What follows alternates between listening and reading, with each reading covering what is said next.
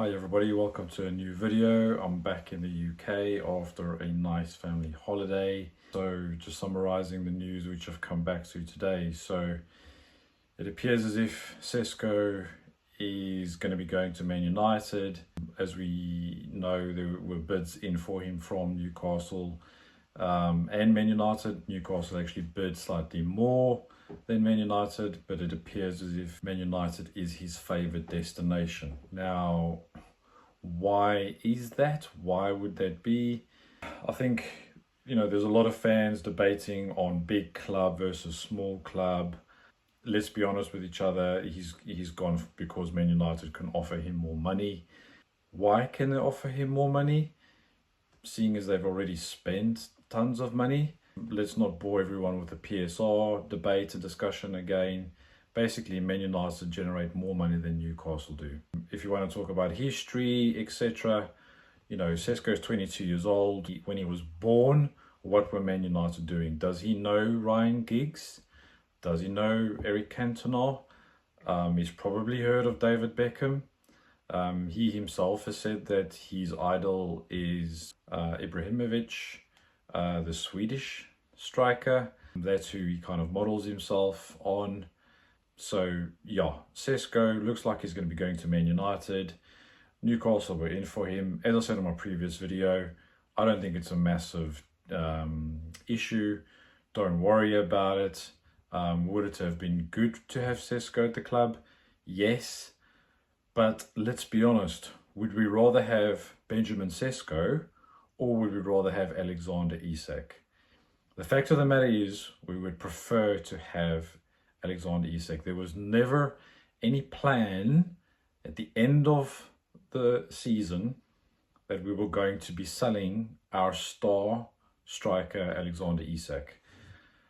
Everyone said, and everyone was very excited to say, okay, we've got Champions League football. We nipped into fifth spot just on goal difference above Villa. And now we can attract all the top players. We need 3 or 4 maybe big players.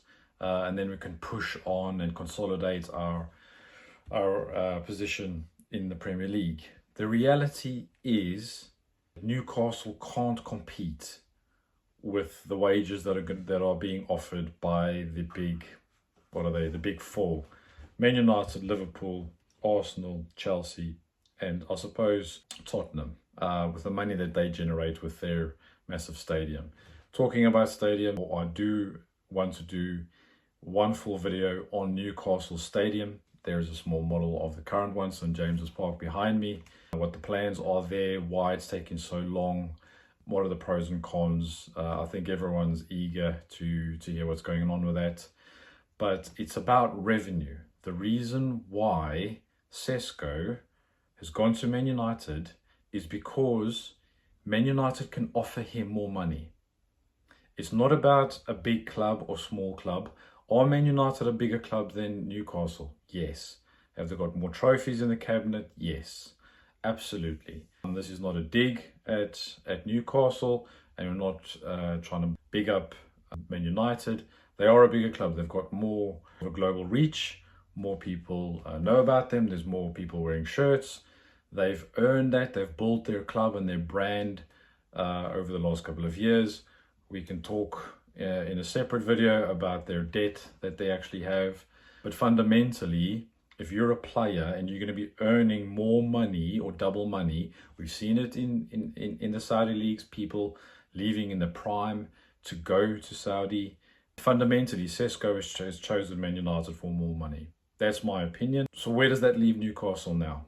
So we still got Isak at the club. Today, all of the players which were training at Newcastle, they had a morning session. Eddie Howe decided to have a barbecue or a braai, as what I would say, for lunchtime, a family day. So all of the players' partners and kids were invited. Isak did not get that invite. He was asked to come to the club in the afternoon and train by himself. So things are not getting better in terms of Alexander Isak's current position in 2 senses. Number one, Newcastle can't attract a quality striker to replace Isak. Number 2, he's not being welcomed back into the fray with open arms, and that is 100% correct. You cannot decide to not go on tour with the rest of the team, to say you've got a thigh injury and then fly to Sociedad with your team and do some warm weather training by yourself, and they expect to come back with open arms. So he's getting a bit of a cold shoulder at the moment from Eddie Howe. We don't know if they've had face-to-face talks yet. I would love to be a fly on the wall, and I think we all would love to hear how that conversation goes. Eddie Howe is the most precious and valuable commodity at Newcastle. Let's not kid ourselves here. That man has performed miracles for this club. Getting us into the Champions League twice, winning the trophy, he is a legend. I don't understand why managers don't go for these astronomical fees for hundreds of millions or tens of millions of pounds. That guy at Man United or that guy at Arsenal would win trophies. 100%. 100%. So we need to, and I'm hearing a lot of Newcastle fans say this, we need to support and back that guy. I do think that he's a little bit stubborn in terms of him wanting proven Premier League players. That comes with the tax. No one wants to strengthen their opposing team. So there's always going to be a little bit of tax on that. We saw that with Brian and Buemo. We saw that with João Pedro. I think when he plucked guys like Dan Burn and Matt Targett a couple of years ago, they were not stars of those teams. So he could afford to kind of play over the odds. Don't forget, we paid a hefty fee for Chris Wood to get us out of the mire when Eddie Howe first joined. But he seems to be wanting Premier League proven players. When Dan Ashworth was there, if we look at it, he was the one who went and picked stars out of other leagues who no one else was looking at. Bruno and Tonali. These were guys who were great players, and let's be honest, from a Newcastle fan point of view, who heard of Bruno until he signed for Newcastle? I think a couple of people know of Sandro Tonali. Obviously, he was a very young, talented player at Milan at the time. But all the talk was about Nicola Barella at Inter Milan, and then Newcastle went and got Sandro Tonali. So I think there was a bit of a shift in terms of what Dan Ashworth was trying to do and what Paul Mitchell was trying to do. So I think Paul Mitchell, if you look at his reputation, it was Sadio Mane. So plucking players out of nowhere, selling a high quality player, and then going and getting 3 or 4 players for 30 million, 25 million that nobody's ever heard of, but that have been scouted extensively into say, okay, well, this player is going to double or triple his value in the next couple of years. And that's what Newcastle are. I think I hear a lot of people complaining and crying about the fact that, oh, we can't get these players. Everybody keeps on hijacking us. The big four, the big cartel, or the PSR, etc., etc. It is what it is. It's not going to change. The fact that Liverpool, Arsenal, Man United, Chelsea can offer double the amount of wages of every single player that we are trying to target is not going to change. It's exactly one of the reasons why Alexander Isak has thrown his toys out the cot. Because Matt Targett is on 100 grand. Alexander Isak is on 120 grand. What did Targett do for us last year? And what did Isak do for us last year? You can't compare the two. So my opinion, and what I would suggest Newcastle do, is stop trying to be a heavyweight. We aren't heavyweights. Yes, we're a big club. We are not a top 4 club. Stop trying to act and think in the transfer market like a big 4 club. It's not going to work. It evidently is not working. We've got a very, very, very good scouting department, and I think driven by Eddie Howe to say, look, this is the player that we want. Brian and Buemo, João Pedro, Sesko. This is what we want. This is the type of players that he wants. But we can't, as soon as other clubs hear, oh, Newcastle's in for this player, they can just go and offer twice as much. So why, and put an extra 5 million on the transfer fee. So why would he want to come to Newcastle? Let's just be honest with ourselves. So I think we should stop trying to act like a heavyweight, slugging it out, with these clubs. We should be boxing smart and saying, okay, do you know what? We know who we are. We are a fantastic club. We've got an unbelievable manager. Our fan base is incredible. Let's start playing these guys at their own game. I think I always remember a boxing match with David Haye when he fought that giant a couple of years ago and it was for the heavyweight title. And everyone thought, well, how is David Haye going to beat this 7-foot monster? If he stood toe to toe in front of this guy, he would have got absolutely smashed. Stop trying to go toe to toe with Man United or with Liverpool. Box smart. Go to players that are not high profile players. I think João Pedro, everyone knows about João Pedro. Everyone knew about Brian Mbeumo. We were talking about him on the right wing 3 seasons ago, or 3 windows ago, 2 seasons ago. Everyone said we need a right midfielder. We spent all of our time looking at Mark Gay and not covering our right midfield. Thank goodness Murphy had a fantastic season at on the right wing last year, but we had no depth, absolutely no depth. And everyone was saying we need a right midfielder, we need a right midfielder. We would go for Brian Mbeumo. Oh, guess what? Man United are going for him and that they can offer him twice or what we can pay him. Obviously, he's going to go to Man United. So stop trying to go toe to toe with the big clubs. Go smart. Go and get another Bruno somewhere. Go and get someone who is not at that top level. Give him to Eddie Howe. Maybe you need to pay slightly over the odds. Give him to Eddie Howe, and Eddie Howe can mold the guy into a Tonali, into a Bruno, into what Isak is now. I mean, he's proven he can do it. And as I said before, you need to just back Eddie Howe, please. Because I can see the guy's having to deal with a lot at the moment. He's got no sporting director who can come and front up and answer all these questions that we, the fans and all the press and the media are throwing at him.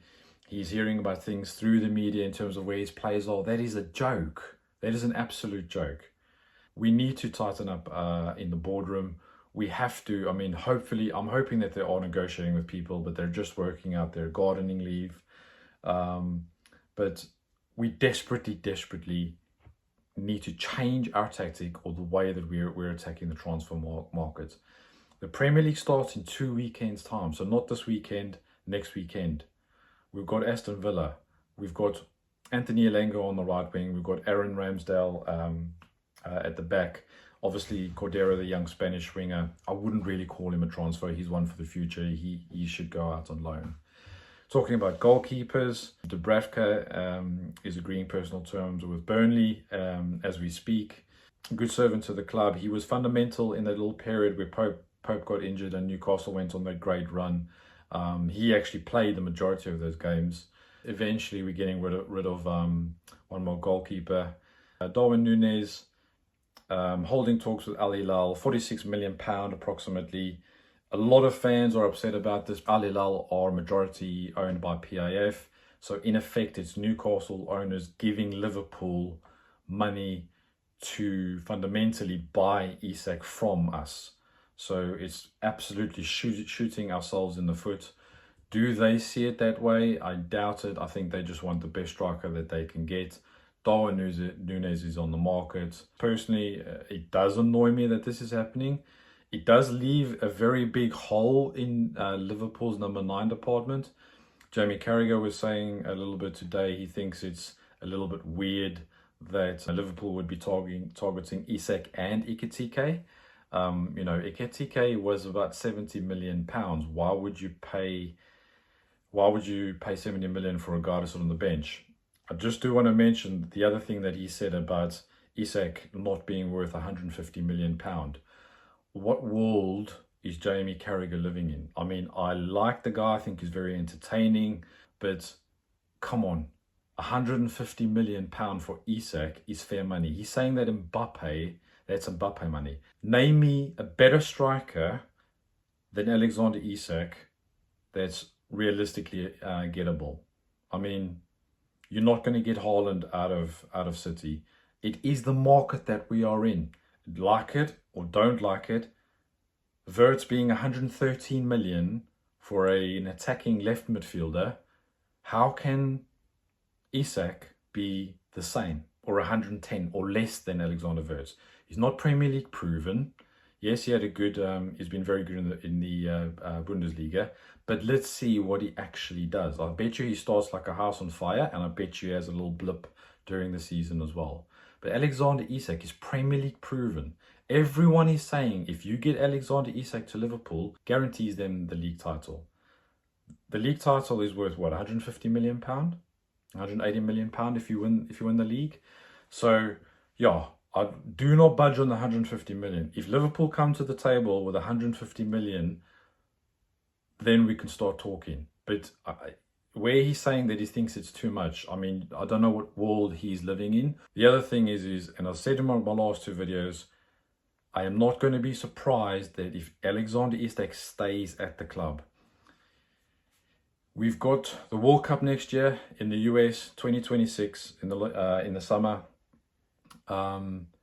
Alexander Isak wants to play at that World Cup. For every single footballer, this is the pinnacle of their careers. He's going to want to be playing regular football. If this little hiccup and this little tiff that he's having with Newcastle and, training by himself and not being invited to the barbecue, if Newcastle can't get a number 9 over the line, it's not going to be Sesko. Everyone's talking about Nicholas Jackson. No, thank you. No, thank you. Ollie Watkins, I would take him as our backup number 2 striker. Visa, again, backup number 2 striker. If we don't get a Premier number 9, Isak stays at Newcastle. Full stop, 100%. Otherwise, we are struggling to make top half. As I said, bit of a downer today. Sesko choosing Man United over Newcastle. Not too despondent by it. He's gone for the money. I've explained why that is. Man United can offer more. Stop complaining about it. Just look at what we were good at previously. Box smart. If you can't stand toe to toe with these big clubs, we've got great scouts. Go and look into the market. Who knew Brian Mbeumo before he was at Brentford? So that's great scouting. Who knew of Caicedo before he was at Brighton? This is unbelievable, great scouting. These players exist. Just go out and get these players, give them to Eddie Howe, let him develop them. And that's just the way we're going to have to go about it. Stop crying about PSR. It's not going to change. We can talk about it as much as we want. These big clubs can offer bigger salaries. Give Eddie Howe the backing and he will do it for us. He can make these players into the Isaks, into the Seskos, into the Brunos. So yes, that's it for today. Hopefully tomorrow we've got some more positive news. Please leave some comments below. Check out my previous videos. If you like the content, please do give us a thumbs up and I'll keep them coming. And don't forget,